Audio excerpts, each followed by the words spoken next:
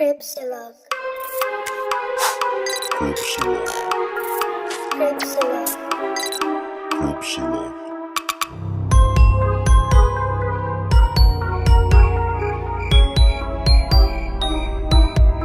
Cripsilog. Hello! Welcome everyone. Nag-i-in tayo na. Oo. Hi, This is Gripsilog. how are you doing? I'm good. How are you? I'm good. This is Glenn. This is Gideon. Kumusta? Kumusta ang week mo? Wow! Long time no see. Nga eh. Ayun, busy pa din sa work. Wow! Ay, okay. Daming time So, ng podcast. Salamat sa ilang taong nakikinig. At Thank nakikinig, you. We appreciate you guys. nakikinig pa rin kahit Uh, walang improvement. ilan to? Ilang episode naman? Panlima na to. 5 episodes later and you're still here. Thank you. We're halfway through season 1. Wow! Oh my God. Akala mo Season yun. 1. Kasi 10 episodes lang naman. Oo. Lakas mga Netflix. 10 lang. So, nasa pagpapatuloy ng ating Killers Who Kill. Mm. So, nasa ano na tayo? Nasa number 6. Yes.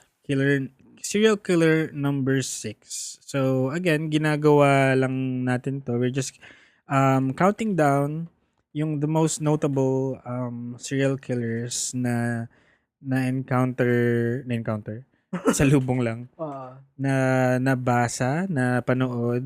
So, we're just sharing with you yung fascination na experience namin sa kanila. Na sana kayo din. And we're not limiting ourselves sa serial killers lang. This is just the first 10 episodes, first season, ika nga. Mhm. And We will first, talk about a lot of creepy things. in season 2, nako, kumanda kayo. Niluluto na namin. Oh my Niluluto! God. You're gonna shit. Actually, Your pants. wala pa. Wala pa talaga. Anyway, so here we go. Etong serial killer na to, as usual, hindi na naman tayo familiar. Pero, Mag-recap ba tayo? So we had, talaga mag-recap tayo. So, first the we first had one was Jeffrey Dahmer, the Milwaukee, The Milwaukee Cannibal. Wow. Next? Next is John John Wayne Gacy, the killer clown. Yes. Next is Andre Chikatilo, the impotent killer. Hindi ko talaga Wow. maalala yung ano niya, yung title niya. And the Number next 6. is Tsutomu Miyazaki, the otaku murderer. Love it. So at number 6. For today? Yes. His name was Edward Theodore Gein, also known as the Butcher of Plainfield. Oh, so may title din. May title.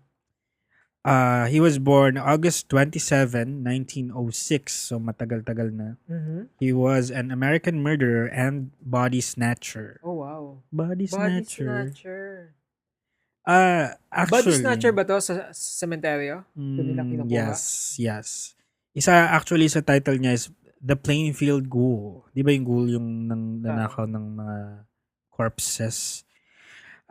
Actually, itong si Sir Ed Gein, he just really barely made it to a list of serial killers kasi ang napatay niya ay 2 tao lang. Aww. Ah, May disappointment. Disappointed. Kasi kung isa lang, hindi siya matatawag na serial Yeah, killer. oo. Actually, ako lang talaga nag-qualify sa kanya na serial killer kasi gusto ko siyang sama talaga sa list na to. It's not the numbers, it's It's the creep MO. factor. Yes, yung It's about sending a message. Wow. Okay, so Ed Gein, si Kuya Ed, was born in La Crosse County, Wisconsin on August 27, 1906, the second of 2 boys. His father, his dad is George Philip Gein, and his mom is Augusta Wilhelmine. Augusta. Mhm. Gein had an elder brother, Henry George. So dalawa silang magkapatid na parang lalaki, and Augusta despised her husband, an alcoholic who was unable to keep a job. He had worked at various times as a carpenter, tanner, and insurance salesman. George owned a local grocery shop for a few years, but sold the business, and the family left the city to live in isolation on a 155-acre farm in the town of Plainfield, Waushara County, Wisconsin, which became the Gein family's permanent residence. Itong isolation na to. So, from the city na meron silang grocery shop, tapos hindi ma-control yung alcoholism ng tatay nila. Kumukuha sa grocery. Siguro. Tapos binenta nila yung grocery shop na yun, which forced them to move to a secluded na farm. Yun yung malaking factor kung bakit Ed turned out the way he did. Okay. So, yung mom niya kasi, si Augusta, she's a very controlling figure sa buhay niya, much more than sa tatay nila. Augusta took advantage of the farm's isolation by turning away outsiders who could have influenced her son. Edward, si Kuya Ed, left the farm only to attend school. Outside of school, he spent most of his time doing chores. Chores ba chores? Chores? Chores. Chores on the farm. Augusta was fervently religious and nominally Lutheran. May Lutherans ba sa atin? Lutheran Church? Oo. Meron? Parang ano to tawag doon, Methodist? Parang ganun? hindi. Ba pa yun? Hindi, naalala ko kasi extremely religious. Like, sino ba yon yung psychic, yung kay Stephen King? Psychic siya. So, Misery? Misery ba? Hindi. Psychic siya na nung prom.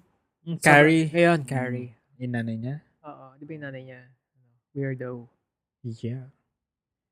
So, she preached to her boys about the innate immorality of the world, the evil of drinking, and her belief that all women, except herself, were naturally prostitutes and instruments of the devil.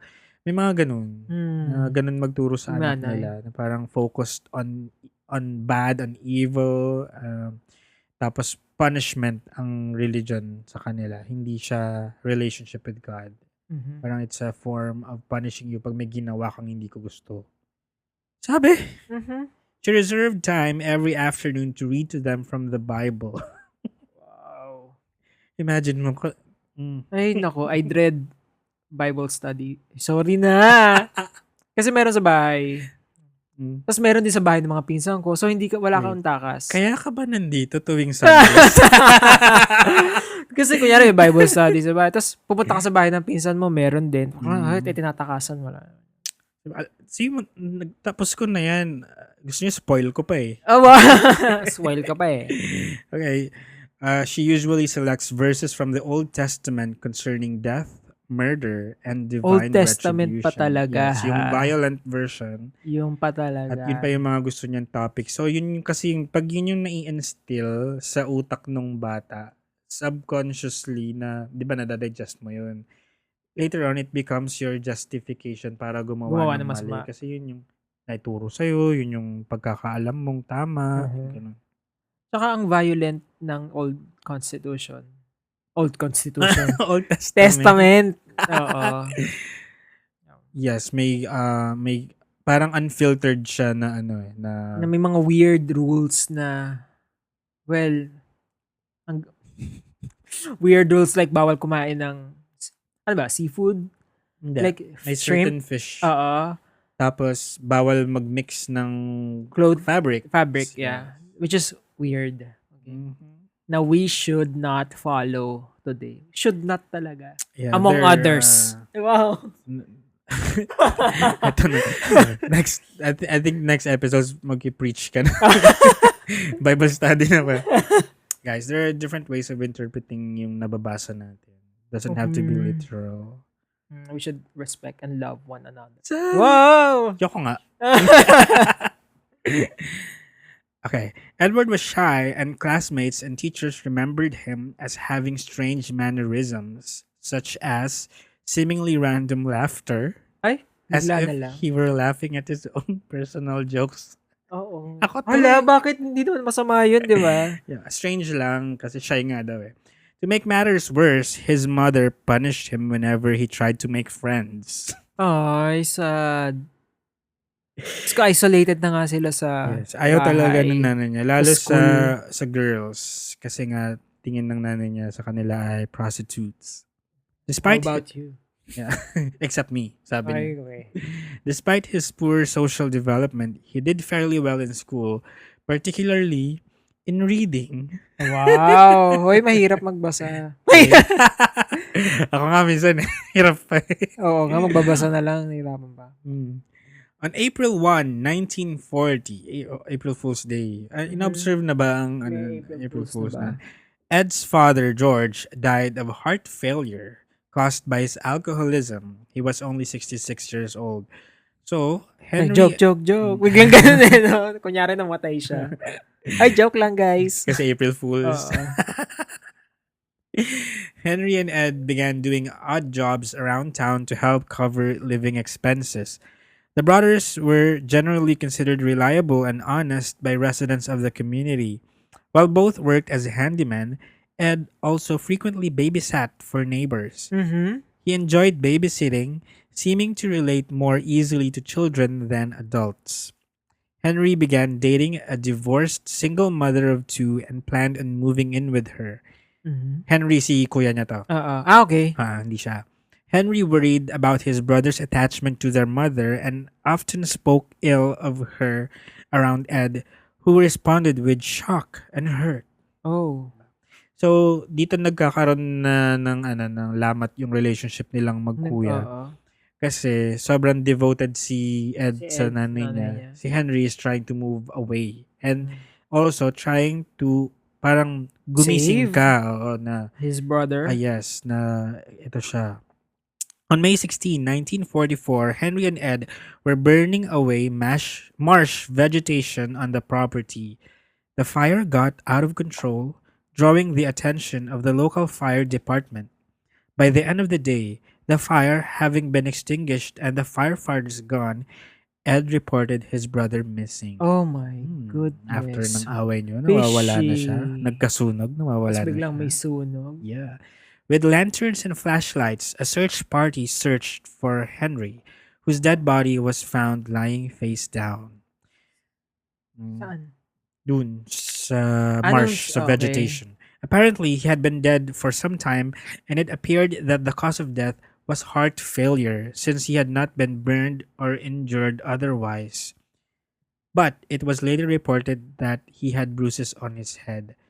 Okay. Pero hindi siya na ano dito, na-incriminate dito. Ay, wait, may naklik akong hindi dapat. Yeah. The police dismissed the possibility of foul play, and the county coroner later officially listed asphyxiation as the cause of death. Mhm. The authorities accepted the accident theory, but no official investigation was conducted and an autopsy was not performed. But some suspected that Ed Gein killed his brother. Oh, man. Okay, so at this point, ilang taon na siya nito? Basta adult na siya. Ed and his mother were now alone. Augusta had a paralyzing stroke shortly after Henry's death, and Ed devoted himself to taking care of her. Does this sound familiar? Sa'yo, yung gantong, controlling yung nanay, nagkasakit, inalagaan ng anak. Wait, saan? Hindi eh. Okay, mamaya. Sige. Okay. So, she died on December 29, 1945 at the age of 67. Ed was devastated by her death. In the words of author Harold Schechter, he had lost his only friend and one true love. Sabi. Oh, man. And he was absolutely alone in the world. Yun ang hirap kapag ka, Walang friends. walang friends, isolated yung pamilya nyo. Di ba sa kanila, hindi naman uso yung extended, yung kagaya sa atin. Pati pinsan ng kamag-anak. Kilala mo, friends, close kayo. Wala kang may tatago. Ed held on to the farm and earned money from odd jobs. He boarded up rooms used by his mother, including the upstairs, downstairs parlor, and living room, leaving them untouched. While the rest of the house became increasingly squalid, these rooms remained pristine. So medyo may, parang may Hindi niya ginagamit, di ba? At inaano niya, kinikip niya na How it is. Yes. So medyo may May lumalabas na creepy yung, na siya doon. Ed lived thereafter in a small room next to the kitchen. Around this time, he became interested in reading pulp magazines and adventure stories, particularly those involving cannibals or Nazi atrocities. Adventure stories ba yun? Nazi Fuck. atrocities. Cannibals? Okay. In 1954, a woman named Mary Hogan went missing and was never found. Oh, man. Next paragraph, iba na. Iba topic. Oo nga, So, parang lang ano to? nangyari kay Sabi, ate? sumingit lang si Mary Hogan. Na parang may clue na, yeah. parang si Ed Kane ba? Wait lang. Parang, kumbaga sa movie, ito yung yung after nung scenes dun sa, yung sa main character, may papakita na hindi mo kilala. Oo. Tapos, mawawala siya Oo. bigla. Tapos makokonect pala siya sa Tapos later on. Okay. On the morning of November 16, 1957, Plainfield hardware store owner Bernice Worden disappeared. Bernice. Bernice. Oh. A Plainfield resident reported that the hardware store's truck had been driven out from the rear of the building around 9:30 a.m. So yung truck na pagmamayari nung store owner, wala doon. The hardware store was closed the entire day. Some area residents believed this was because of deer hunting season. Pero, the store's cash register was open and bloodstains were found on the floor. Oh, man. At a sales slip for a gallon of antifreeze was the last receipt written by Worden on the morning she disappeared. Ano yun? Antifreeze. Antifreeze. Isang galon na antifreeze. Ano yung Ano yung antifreeze? Google. Okay. Google is our friend. Our friend. Close friend. Antifreeze Tubig. is an additive which lowers the freezing point of a water-based liquid and increases its boiling point. So, para mas madali siyang uminit. Mhm. Pero saan mo siya ginagamit? Pampaligo. Wala kang time Sweetener. Sorry. Okay. The last person to purchase the antifreeze was Ed Gein. So, dun pa lang, pinuntahan na kagad siya ng mga pulis. Okay. At ang bilis niya nahuli. Sabi ko sa'yo, may lang to eh. Nahuli na siya? Yes. Wait lang. Wait Okay. lang. Ito, Ayun, sige. dun, sa pagkahuli niya, dun naglabasan lahat nung... Baho. Yes. Yung kanyang, putang ina, ginawa mo yan. Okay. Diba? Sige. So, Washaras County Sheriff's Department searched the Gein farm. A deputy discovered Worden, si Bernice. Bernice's decapitated body Oh, man. in a shed, hung upside down by her legs with a crossbar at her ankles Wait, and what? ropes at her wrists. Nakabaliktad siya, Uh-huh. yung legs niya, yung crossbar sa nakatali yung paa niya sa crossbar, Mhm. tapos naka-rope din yung wrists niya. The torso was dressed out like a deer. Yung parang nilinis. Yung parang imamount mo yung deer siguro. She had been shot by a .22 caliber rifle and the mutilations were made after her death. Okay. Ito naman. Ito na. Are you ready? Searching the house, authorities found... Ito, listahan to. Oh, man. Ang tawag nito? Inventory. Kala ko naman, Handa ka na ba? Okay. Whole human bones and fragments. A waste Mm. basket made of human skin. Oh my God. Human skin covering several chair seats. Yan. The fuck? Skulls on his bedposts. No. Female skulls, some with the tops sawn off. So, Ano yun? Top? okay. Yung anit, ay yung... Yung basta top yung part crown, na skull. Ganon. Yes. Bowls made from human skulls. Oh, gug. Kain siya No. May Imagine mo, ngipin pa doon. maggagawa ka ng sausawa yung kalamansi, soy Oo. sauce, sa Doon bungo. sa... A corset made from a female torso, skinned from shoulder to waist. Very Leggings made from human leg skin. Ano? Leggings. Okay. Sexy, Yung sinusuot nila. Masks made from the skin of female heads. Ito na. Mary Hogan's face mask in a paper bag. What the fuck? Yan siya yung nawalang Oo. babae. Mary Hogan's skull in a box. Ah. Bernice Worden's entire head in a burlap sack. Yun yung Okay. lalagyan ng mga parang patatas. Okay. Burlap. Ewan. Bernice's heart in a plastic bag in front of the stove. Iluluto ba niya? Ready na siya yan. Oh, 9 vulvas in a shoebox. Wait, what? What? 9? Vulvas. Wait, ang nakwenton mo lang, ilang person lang yung nawawala. Dali na. Okay, sige, sorry. Pero ano may tsura ng vulva? Ay, hindi ko alam eh. Google. Ayoko Google. Later. Pero 9. Okay, 9 balls. I-explain niya later kung bakit may ganito Oh, siyang okay. Sige. collection. A young girl's dress and the vulvas of 2 females judged to have been about 15 years old. What the fuck? Ang dami. Ito, a belt made from female human nipples. Ay, how? How? Like, so, sa bagay, madaming female yung na-victim niya. 4 noses.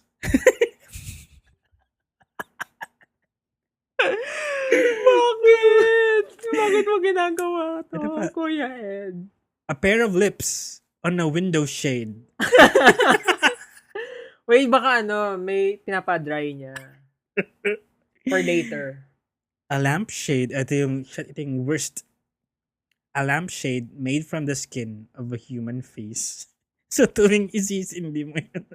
Bubukas siya, Hindi mag-ilaw siya, hindi mag-ilaw mag-light yung up yun. face. Tapos, imagine mo yung holes ng eyes and Oh my God. mouth. Yes.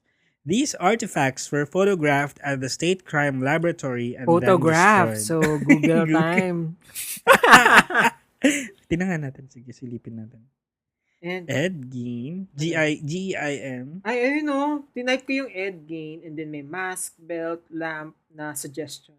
Oh, parang ano lang na parang Oh my signature God. brands. Parang Ed Gein belts. Oh, Ed shit. Gein chairs. Wait, so tinignan ko yung mask, belt. Ito yung nipple belt. Saan? Oh my Tingin. fuck. Oo nga, belt nga. Tingin. Deep areolas and all. At may bakal. May bakit? What the fuck? Ano tong ginagawa niya? Alam mo, kung hindi ka maka-appreciate ng fashion, shut up. Okay, so next. Ew. Lamp. Ito pala yung lamp. Naalala ko yung oh no. Naalala ko yung dito AHS. Yes. Yung second? Si Dr. Thredson. Yeah. Okay. Seryoso. Ano to? Ba't nakatago na ba siya? Nasa isang museum. They were destroyed. These artifacts were photographed and then destroyed by the police. Chair. Oh, fuck. Parang pang horror movie. Diba? Ano isa? Leggings. If you're listening Oh and you're my curious, I God. suggest i-Google image mo and you'll see. Baka gusto mo pala yung mga Ed Gein Creations. Summer Oo, collection. Summer collection. Oh, may nakita ko din yung skull. Seryoso. Yeah. So, madami. Shit. Okay. Okay. Ito na, mag-explain na siya. Okay. When questioned, Ed told investigators that between 1947 and 1952, period of 5 years, he made as many as 40 nocturnal visits to 3 local graveyards to exhume recently buried bodies while he was in a daze-like state. So parang Okay. daze yung wala siya And sa sarili niya. confused, Char. And of Movie daze. pala no? Dazed and confused. On about 30 of those visits, he said he came out of the daze while in the cemetery, left the grave in good order, and returned home empty-handed. So, may times na nagising siya, wala siya Wala nagawang siya nakuha body. On other occasions, he dug up the graves of recently buried middle-aged women he thought resembled his mother Mhm. and took the bodies home where he tanned their skins to make his paraphernalia. Geen admitted to stealing from 9 graves from local cemeteries and led investigators to their location kasi tinatry niyang i-prove sa kanila na patay talaga yung kinuha niya. Hindi siya yung Oo. pumatay sa kanila. Okay. The caskets were inside wooden boxes. The tops of the boxes were about 2 feet below the surface of the earth, yung sa soil. Ed had robbed the graves soon after the funeral. So medyo fresh pa. Kaya medyo madali niya pa nagupit yung mga utong. The test graves were exhumed. 2 of the exhumed graves were found empty, Okay, so totoo. thus apparently corroborating Ed's confession. Ito, ready for the most fucked up part? Yeah, I'm ready. Soon after his mother's death, Ed said he began to create a woman's suit so that he could become his mother, to Oh, literally man. crawl into her skin. Wait, what? Ano? Naalala Like, mo so na? isusuot niya? Yeah. Si ano nga ba to? Bates Motel? Yes. Ano yun? Anong- Psycho. Psycho, ayun. Bates Motel. Yung series talaga naalala mo. Ah, Ed denied having sex with the bodies, oo. No, hindi yun yung intention ko, Char. explaining they smelled too bad. Ay. And for good reason. At Kaya least, naman pala, ayaw niya. pero isusuot mo eh. Ah! Gago. During state crime laboratory interrogation, Ed also admitted to the shooting of Mary Hogan, who has been missing since 1954 and whose head was found inside his house. Mhm. But he denied memory of her death. Okay. Memory of the details of her death. So, hindi niya alam kung Kung paano paano ginawa ginawa. Pero inadmit niya na binaril niya. A 16-year-old youth whose parents were friends of Ed and who attended ball games and movies with him reported that Ed kept shrunken heads in his house, which Wait, Ed shrunken head? heads. Okay. which Ed had described as relics from the Philippines. Wow! Sent by a cousin who had served on the islands during World War II. Wait. Shout Represent. out! Represent! Upon investigation by the police, these were determined to be human facial skins, carefully peeled from corpses and used by Geen as masks. He was diagnosed with schizophrenia, alam na natin ngayon kung ano, and found mentally incompetent, thus Wow. unfit for trial. Oh, successful for the first time in our series. Yes. Na He may was, nanalo. na-convince niya sila. Ah, He was sent to the Central State Hospital for the Criminally Insane. Parang last mo ka American Horror Story nga. A maximum security facility in Wisconsin. Okay. In 1968, doctors determined Ed was mentally able to confer with counsel and participate in his defense. So medyo nanganib siya doon. mhm. The trial lasted 1 week. A psychiatrist testified that Geen had told him that he did not know whether the killing of Bernice was intentional or accidental. Mhm. Ed told him that while he examined a gun in Warden's store, the gun went off, killing Oh, okay. Warden. Talaga. He testified that after trying to load a bullet into the rifle, it discharged. He said he had not aimed the rifle at Warden and did not remember anything else that happened that morning. Okay. Skip. Parang wala na masyado dito. Wala naman.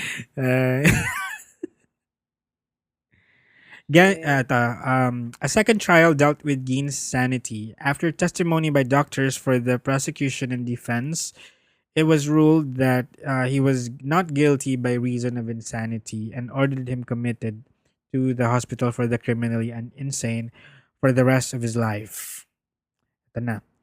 Ed Geen's house and 195-acre property was appraised at $4,700, and his possessions were scheduled to be auctioned. Wow! Pero Wait, I think hindi what? na yung mga relics yung mga Oh, ginawa wait. niya kasi Akala ko yung mga lamps, leggings. Hindi. dinestroy na after picturean. Okay. Okay, ito.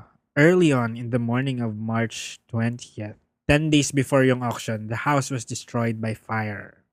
By Mm. quote-unquote Fire. fire. Pero suspicion of arson. Yep.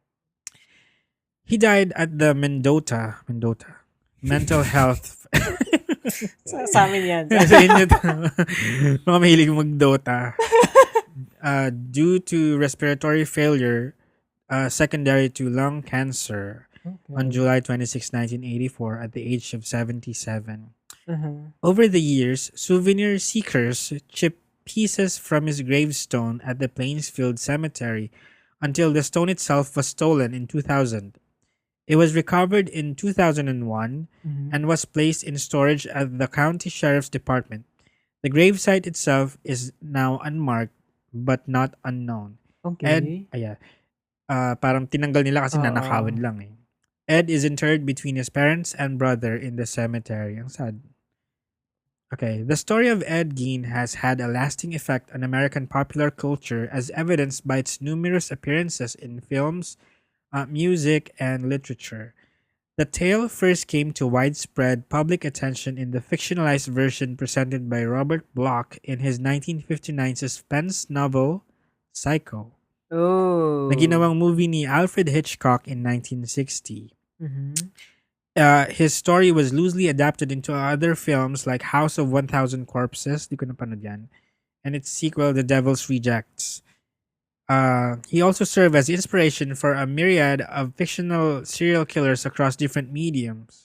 Mhm. Most notably, the likes of Norman Bates, Psycho, Leatherface, Texas Oh, yeah. Chainsaw Massacre, Dahil sa mga faces. yeah, Buffalo Bill, Hindi ko alam to. Silence of the Lambs. Okay. And Hindi pa napapanood yung silence no? panoorin mo, super, What am I doing with my life? sobrang comfort film ko yun. Sige. And the character Dr. Oliver Thredson from the TV series Oh. American Horror Story, Yeah. Asylum. My favorite season. And that's a sad story of Ed Gein. Nalulungkot ako para sa kanya kasi parang hindi siya nagkaroon much ng chance dahil sa nanay niya. Nanay niya yung gumawa nun. And Kasi, eventually nag-act out siya dun sa nanay niya na sobra yung attachment niya. Na, yun yung nag-drive din sa kanya to quote-unquote insanity. ang lungkot lang. Sayang kasi pwede pa sana siyang mas maraming napatay, nahuli lang siya agad. Na makakabuo na siya ng isang buong collection of artifacts. Wasted potential. Maybe, baka gusto lang talaga niya maging interior designer. Oo. Ang weird naman ng trip niyang Kung butt skin. if you can't appreciate art, Shut the fuck up. shut the fuck up.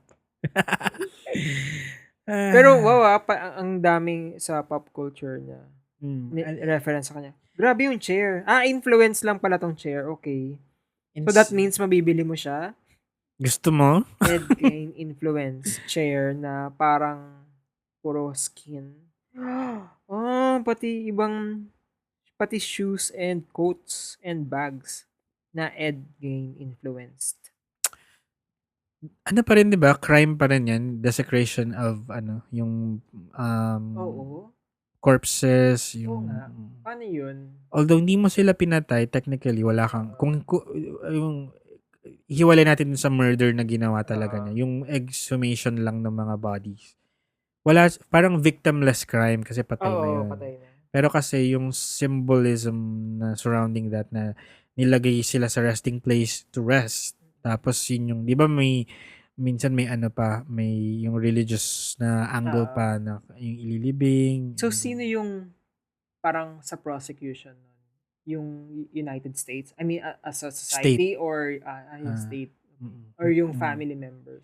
At saka din yung yung pinatay niya rin, yung si anak ni ni Bernice Borden. Okay. Siya yung nakakita ng receipt sa store. Yes. Wow. So, nasa Google pa rin ako looking at Ed Gein artifacts. Nakakatawa Feeling talaga ko na ang magbalik dami. mo dito next week yung bag mo, ano. Wow, Ed Gein Medyo inspired. flesh ang color. Ah, Tapos, may nipple. Kadiri. So, isusuot niya to, di ba? Balak Oh my niya God. daw. What the Etong isa. Pero Psycho, napanood mo na yung movie. Hindi pa. Ay, panoorin mo yun. Ayokong i-spoil yung magandang twist kasi doon eh. Ang weird no, hindi ko pa napapanood. Nasa Netflix. Dinownload ko yung Sorry, dinownload ko sa Netflix. Pero nakasave lang sa phone o sa hindi Meron mo ba sa na-export. tingnan, meron ba? Yeah. Psycho and wait. Sige, panoorin ko mamaya. Tingnan. Yun nga. Psycho. Check mo na nga rin. Baka confident ako, wala na pala. Tapos biglang i-correct ka namin. Wala kaya. Kung merong American Psycho. Walang Psycho. Bates Motel meron. Ano yung isa? Silence. Ang lungkot ko dito, hindi ko pa napapanood tong tatlong to. Tatlo. Ano yung isa? Hindi, may Silence, diba? Tapos Red Dragon. Ano ba isa? Red Dragon? Oo, di ba pa-trilogy siya? Yes. Silence of the Lambs, Red Dragon, tsaka Yung last year, Red Dragon. Ano yung isa? napanood ko rin yun. Hindi ko lang maalala ngayon. Ito na naman tayo. Ayan na naman, di na naman tayo makakatulog. Ba yan? Hannibal Lecter. Hannibal, yes. Pero Hannibal ba? the best para sa akin yung Silence of the Lambs. Although pinanood ko yung Hannibal na TV series, yung kay Mads Mikkelsen. Yung, di ba may pagka Ang ganda Hannibal nung- nga rin siya. Ganda nung shots kasi nila, very artistic. Tsaka magaling si Mads Mikkelsen. Gusto ko siyang actor. Na villain. Yeah. Ang galing Okay. ni Ed Gein. Galing, ang dami niya na-inspire. What an inspirational story. Thanks to Ed Gein. Marami tayong movies, TV shows. Yes. Grabe. Oo nga, na-inspire niya yung mga gusto kong series tsaka yung Movies. Salamat sa kanya. May naiwan siyang legacy. Yes. Yeah. So, I guess, lesson learned para sa mga magulang, huwag niyo masyadong control ang inyong mga anak. Don't humiliate your kids. Wow, Yeah. Sige. At hindi For lahat next ng time. babae prostitutes. And there's nothing wrong with being a prostitute. Yes. Malinis na, yun, na trabaho. Yeah. Yeah. Oo. Alright. So, nandun na tayo sa tapos natin ang first half ng season 1, Killers Who Kill. Yeah. And we'll Abangan be nyo back. ang next half hanggat di pa kami naubusan. Hanggang tuloy pa din kami sa kalokohan namin. Yeah. What else? Anong masasabi mo naman? Excited ako for the next, kasi magaganda tong mga next topics natin. Sino? Secret, surprise guys. Sa serial killers. Sa serial Ah, killers. yes. Sana may makahabol na Pinoy. It's not too late. Grabe. Ay, so far wala pa naman eh. So, kung meron, balitaan na natin yan. Kung may serial killer na Pinoy, please, make yourself known. Ano ba? Sa atin kasi, usually, yung mga sobrang high profile na murders ay one time, big time. Massacres. Yung mga buong pamilya. Ano pa ba? Mga drug-related killings. Meron ba? Yeah! Mga Mga extra... ano pa ba? Tsaka, yung mga nakikita natin ngayon, yung mga pinapatay na politicians. Yes, yung ambush. Yeah. Yes. Yan yung mga medyo high profile na sensationalized.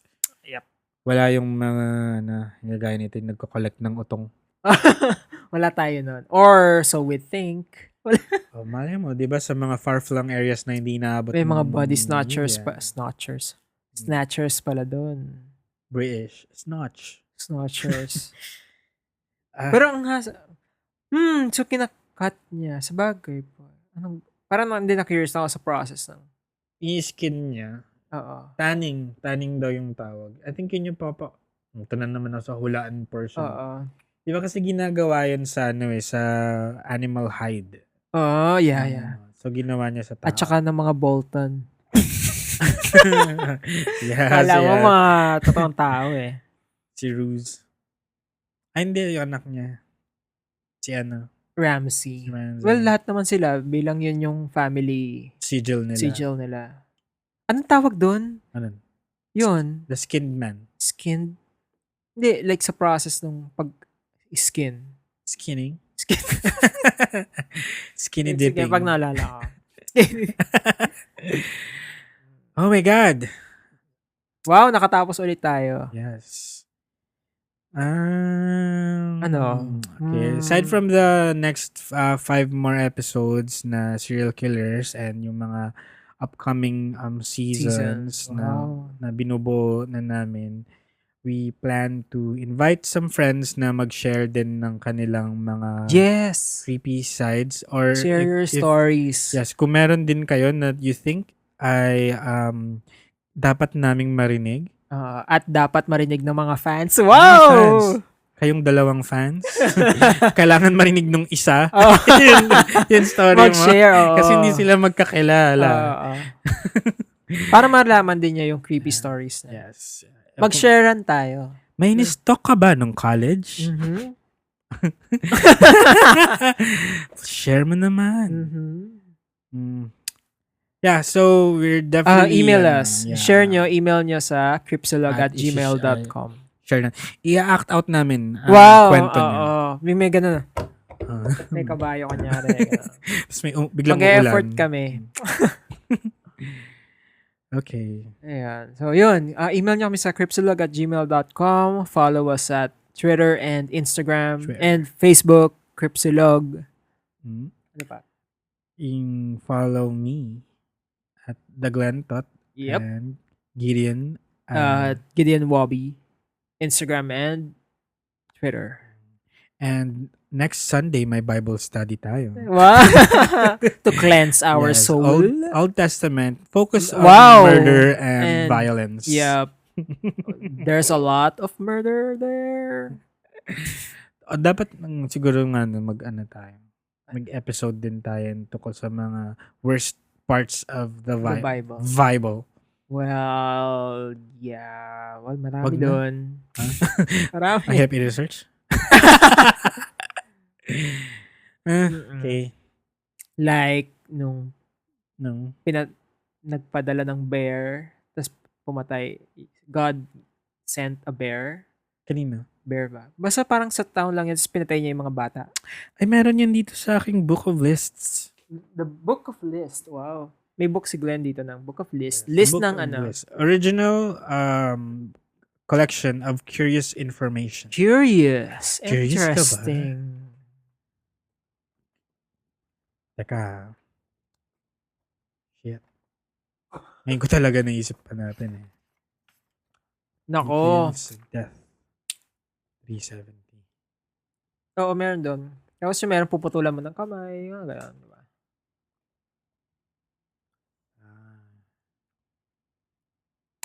Cases of people killed by God. Yeah, ayan. Number 1. Entire world population. Except Noah and 7 relatives. Okay. Ayan. Number 2. Entire populations of Sodom and Gomorrah except Lot, his wife, and their 2 daughters. Mhm. Pero right after, Kamatay din yung Lot's nanay. wife. Number 3. Sino si Ay, kulala eh. Tapos si Onan. Wow. Asan dito yung pinadala ng bear? What a violent God. Wala yung bear. Hindi siya Pero umabot. hindi siya pasok, honorable mention lang siguro. Yeah. Okay. A storytelling for another day. time. Another episode. 10 people killed by God. Top 10. Wow. Whole population. Ay, number 10 daw, yung yaya mo. Hoy! Anong kinamatay niya? Hindi ko alam eh. Ano yun alam? Alam ko may sakit lang yata. Tonsillitis. No idea. Heart attack. Para kay Tita, ano name niya? Tita Name niya. Percy. Tita Percy, kung nasan ka man po, napatawad ka na ni Gideon. Kahit may scar siya ngayon sa kilay dahil sa iyo. Okay. Okay, so there. Bye. Yun na pala. Bye! Bigla na lang, Bye, guys. Thank you Ayun for email your nyo kami, time. share your stories. Um, Thank you for listening. So, ano nyo, Hope you i-rate nyo enjoyed. kami 5 stars. Wow! Saan? Maka-demand. Rate nyo kayo 5 stars. Saan? Wait, saan sa ba? sarili nyong lists. No, sa sa podcast app, sa ano to, iTunes. Sa Spotify ba? May stars din. Wala. Subscribe lang. Subscribe. Hoy, nirate sa Apple, di ba? Ayun. Upload Ayun muna na. natin. Upload muna natin. Sige. Okay. Bye! Oy, yung ano mo! Pakilang palo. Crossing mo! Mercy and compassion, bitch.